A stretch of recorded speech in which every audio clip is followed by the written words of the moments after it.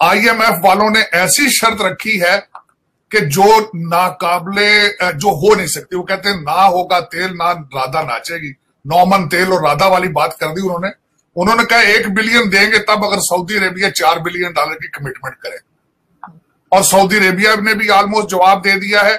इस वक्त तारक फातमी साहब आईएमएफ या वाशिंगटन डीसी में और सुना है कि किसी और कंट्री के जरिए सऊदी अरेबिया के ऊपर भी प्रेशर डाला जा रहा है कि वो 4 बिलियन की कमिटमेंट दे।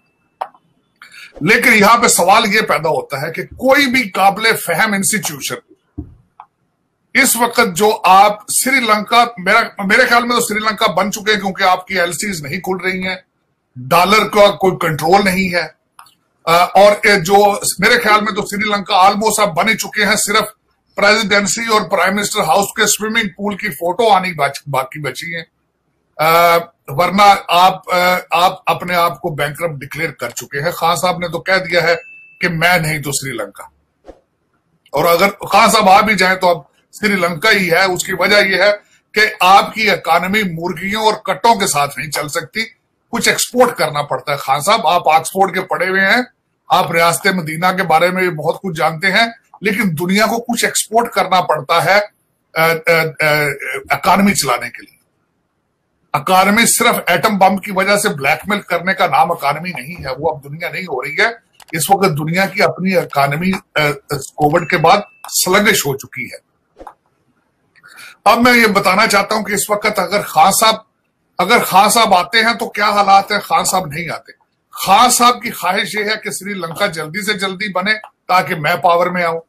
दूसरी पार्टी जो है शहबाज शरीफ साहब, उनकी ख्वाहिश यह है कि वो प्रोलॉन्ग करें, इकॉनमी को कुछ बेहतर करें। तभी तारक फातमी साहब यहां बैठे हैं, वो मिन्नतें तरले कर रहे हैं ताकि पाकिस्तान को कुछ ऑक्सीजन मिले, अवाम तक को रिलीफ पहुंचाए ताकि वो सियासत में रह सके। अब ये इस वक्त दो चीजें चल रही। अब लेकिन मेरे ख्याल में इट्स टू लेट। उन्होंने एक तो शहबाज शरीफ साहब ने ज्यादती ये की है, ज्यादती उनके साथ ये हुई है, एक तो उनके साथ जो उनका इत्तेहाद है वो बहुत बड़ा है, जो कि चलना ऑलमोस्ट मुश्किल है। दूसरा, उन्होंने जो कैबिनेट को साथ लेकर नवाज शरीफ साहब के पास दौरा किया था, वो गलत सिग्नल दिया था। उससे नजर आता था कि वो खुद कमजोर हैं और असली प्राइम मिनिस्टर जो है वो नवाज शरीफ साहब हैं, डिसीजन मेकर। फिर उसके बाद मिफ्ता इस्माइल साहब का करैक्टर ऐसा क्रिएट किया गया कि लग रहा है कि डार साहब फाइनेंस मिनिस्टर हैं और ये सिर्फ एक डमी मिनिस्टर हैं जिनको मुश्किल फैसले करने के लिए रखा गया है। और उसके बाद मुफ्ता इस्माइल साहब के पास भी कोई मैंडेट नहीं है क्योंकि ये एक वोट के जरिए आए हैं और इनके पास अवाम का खुली सपोर्ट नहीं है, जो कि दुनिया देख रही है। अब ये मैंने शहबाज शरीफ साहब की पेश किया। अब इमरान खान साहब की तरफ आते हैं। खान साहब खान साहब को तजर्बा नहीं हुकूमत का, क्योंकि ये खुद कह चुके हैं कि पिछले 3.5 साल उन्होंने हुकूमत नहीं की, किसी और ने हुकूमत की है। उनको मैंडेट डिलीवर नहीं करने दिया गया, उन्हें प्लेट में रख के दिया गया। उन्होंने खुद इंटरव्यू में एडमिट किया है कि वो लोगों को कहते थे जाओ लोगों को पकड़ के लाओ। तो उस वजह से खान साहब के पास तो कुछ तजर्बा मौजूद नहीं है। बिल्कुल खान साहब की अपनी इकॉनमी 2 IMF के मुलाजमीन पेयर्स पार्टी दौर के फाइनेंस मिनिस्टर चलाते रहे, जो उनके 9 रत्न थे। शौकत तरीन साहब उन्होंने स्टेटमेंट दे रखी थी कि इनके पास कोई फाइनेंशियल स्टेटमेंट नहीं थी। गवर्नर स्टेट बैंक एक दूसरे 9 रत्न थे जिनका फरमान ये आया था कि डॉलर ऊपर जाता है तो पैसा बनता है। जरा देखें उनकी स्टेटमेंट। फिर उसके बाद तीसरे नंबर में मैं खान साहब की कहूंगा कि पूरी दुनिया से दुश्मनी लगा दी थी खान साहब ने। सी पैक बंद कर दिया था, भारत के साथ दुश्मनी थी कि जब तक मोदी साहब बैठे हैं वो डायलॉग नहीं करेंगे, अमेरिका के साथ हालते जंग में, वो जिहाद कहते हैं अमेरिका के खिलाफ करें। खान साहब ने अपोजिशन के बगैर हुकूमत की। खान साहब की अपोजिशन को आपकी स्टैब्लिशमेंट दबा के रखती थी, लोगों को उठा लिया जाता था, उठा के लाया जाता था। मैं उनका अगला कारनामा बताऊंगा कि खान साहब ने ना सिर्फ अपोजिशन के बगैर हुकूमत की, मीडिया के खिलाफ, क्रिटिसिज्म के खिलाफ भी उन्होंने जंग रखी। पीका को इन्फोर्स किया। मोहसिन बेग साहब, आपके तूर साहब, कौन कौन सी मिसालें दी जाए। खान साहब चाहते थे कि उनके खिलाफ बात भी कोई ना करे। ये खान साहब का था पीरियड। खान साहब की एक और इस वक्त ख्वाहिश है और शुरू से रही है कि मर्जी का चीफ जस्टिस हो, मर्जी का फौजी जर्नैल हो, मर्जी का मीडिया हो, सब कुछ उनकी मर्जी के मुताबिक हो, तब वो हुकूमत करेंगे, और उसके बगैर नहीं करेंगे। और सबसे बड़ा जो गैर जमहूरी तरीकाकार है, वो कहते हैं मुझे 10 साल चाहिए इस मुल्क को ठीक करने के। ओ भाई, ये तो 10 दिन 10 घंटे वाली बात रह चुकी है, 10 साल तो बहुत आगे की बात है। चौथा, खान साहब ने हर जगह पे वसीम अकरम प्लस रखा हुआ था। आज भी आप देख लें, खान साहब जहां उनका हुकूमत है, उनके पास इक्तदार है, पैसा आ रहा है, वहां पे तो उन्होंने रिजाइन नहीं दिए। उन्होंने सुबह सरहद आप देख लें, आजाद कश्मीर देख लें, गिलगित बल्तिस्तान देख लें, कोई रिजाइन नहीं है। वहां पे वो याशियां कर रहे हैं। वहां के बॉडी गार्ड्स उनके साथ होते हैं, उनके लौंडे लपाड़े एफसी को लेकर सेंट्रल पंजाब में घूम रहे हैं। आपको ये कोई ढकी छुपी बात नहीं है। जहां उनको वसीम अकरम प्लस बिठा के वहां के हेलीकॉप्टर यूज करना हो, वहां उनका सब अच्छे की रिपोर्ट है। वहां कोई क्राइम नहीं है। सुबह सरहद के हालात सब खराब है, फ्लड में आधा सूबा उजड़ गया है, लेकिन वहां सब इस वक्त शांति की रिपोर्ट है। अब उसके बाद ये मैं कहूंगा, खान साहब ने रिंग रोड वाले लाएंगे। जो सबसे ज्यादा गलत इन्होंने बात की, जो इनको सूट नहीं करती, एक तो एक्स आपके प्राइम मिनिस्टर को ये सूट करता है कि ये कहना मीडिया में आके ओपनली कि हमने उन लोगों की लिस्टें बना ली हैं, पुलिस वालों की और रेंजर्स की, जिन्होंने हमारे ऊपर जो है वो आंसू गैस चलाई थी। ये सूट करता है। दूसरा, मुझे सबसे बड़ा एतराज है कि एक 70 साल का आदमी है जो कहता है कि मैं सियासतदान हूं।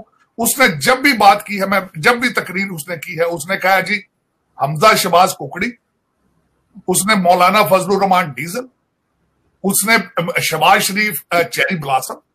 मेरा मकसद, खुद आप देखें आपके क्या मोरल्स हैं और आपके स्टैंडर्ड क्या है। और सबसे बड़ा जुल्म आपने ये किया था कि आपने मरियम नवाज शरीफ को कहा था, जो कि बिलो द बेल्ट बात थी। मैं समझता हूं उसी बेस पे इनको डिस्क्वालीफाई होना चाहिए था कि इन्होंने कहा था कि मेरा नाम जरा आराम से लिया करो, आपका हस्बैंड ना नाराज हो जाए। ये उस आदमी के अल्फाज हैं जो रियासत मदीना का ठेकेदार है, अमल बिन मारूफ का ठेकेदार है, और जो अब मजहबी पेशरवा बन चुका है। लेकिन अफसोस इस बात का है कि उस इंसान को इतना बड़ा बना दिया गया है एस्टेब्लिशमेंट की मदद से, कि अब वो कहते हैं कि अब ये जो भूत है वो बोतल से बाहर, ये जिन बोतल से बाहर निकल चुका है, और ये अब पाकिस्तान का खून मांगता है, पाकिस्तान की कुर्बानी मांगता है, और वो कुर्बानी कार्नर पे आ चुकी है। उसकी वजह ये मैं बता रहा हूं। आज मैं कल से पाकिस्तान में एक पल की खबर रखी भी कि मैंने, कि रेंजर्स कहां खड़ी है, कहां से लोग क्या क्या नारे लगा रहे हैं, और इस वक्त अदलिया पे प्रेशर क्या है, अदलिया इस वक्त किस किस्म का फैसला देना चाहती है। लेकिन अफसोस ये इस बात का है कि आरजू, मैं ये नहीं कहता ये इमरान खान साहब आए, शहबाज शरीफ आए, मेरे भले पीपल्स पार्टी आ जाए जहां जानी है, लेकिन स्टेट ऑफ पाकिस्तान का क्या बनेगा? मुझे ये बताएं कि 500 रुपए का लीटर है पेट्रोल इस वक्त श्रीलंका में, और वहां पे पेट्रोल बंद है मोटरसाइकिलों गाड़ियों के लिए, सिर्फ बसों को दिया जा रहा है। और वहां बैंकरप्सी हुई थी जब 230 रुपए पे डॉलर था, और इस वक्त वहां, मेरा मकसद ना कुछ जहाज जा रहा है ना आ रहा है। आप ये चाहते हैं, असल में ख्वाहिश आपकी मैं बताता हूं। इस वक्त अगर खान साहब ने बार बार, मैं ये अफसोस के साथ ये कह रहा हूं, खान साहब ने अगले दिन कहा है हमारा मैंडेट चोरी हुआ तो श्रीलंका बना दिया जाएगा। आपका मैंडेट क्या है? आपका मैंडेट है कि अमेरिका की एम्बेसी बंद करना? आपका मैंडेट है कि अपने आप को दुनिया से कट ऑफ कर दिया जाए? यहां मेरे कई दोस्त जो है वो ये कहते हैं कि रूस से तेल लेना चाहिए। यार क्या रिटर्न में क्या दोगे? डॉलर कहां से लाओगे? मुर्गी और अंडों से तेल लोगे रशिया से? गंदम इंपोर्ट करना चाहते हो रशिया से, उसको दोगे क्या? कुछ एक्सचेंज तो करोगे ना भाई। आपको ये जो बारोड इकॉनमी है, जो पिछले ये सारे डाकू चोर जो बैठे हैं, ये कर्जे ले लेकर ये जब इकॉनमी चलाते रहे हैं, वो तो पहले तो आप देखें ना, आप पहले अपने एटम बम को बेचते रहे, पहले अफगानिस्तान को आप बेचते रहे, दहशतगर्दी दुनिया में बेचते रहे। अब दुनिया खरीदने के लिए तैयार नहीं है। वो जिस दिन अफगानिस्तान से वो निकल कर गए थे, आपकी इंपॉर्टेंस जीरो हो गई थी उसके बाद, और आप उसको मुसलसल नेगेटिव लेके जाते रहे। जब अमेरिका के खिलाफ आप कहते हैं कि बच्चों बाहर निकलो, जिहाद करो, अमेरिका की गुलामी से बेहतर था पाकिस्तान बनता ही ना। ये बहुत बड़ी स्टेटमेंट है ये, और मैं इनको ये बताना चाहता हूं, अमेरिका इंटरेस्टेड ही नहीं है आपकी गुलामी में भाई। अमेरिका उस रीजन में इंटरेस्टेड ही नहीं है। उन्होंने इंडिया को, भारत को उन्होंने मान लिया कि हमारा बेटर पार्टनर है, और they can serve better against China. तो अब आप ब्लैकमेल करने के लिए आपके पास कुछ मौजूद नहीं है। इस वक्त आपको चाहिए कि वो जो डॉलरों की बारिशों के ख्वाब देखना छोड़ दे, हकीकत में आए। अब बारोड इकॉनमी पे काम नहीं चलेगा। अब कर्जा ना दुनिया के पास देने के लिए कुछ है, ना वो देने में इंटरेस्टेड है आपको, क्योंकि वो हमेशा अमेरिका के हर प्रेसिडेंट ने आपको कहा है कि आप डबल गेम हमारे साथ खेलते रहे।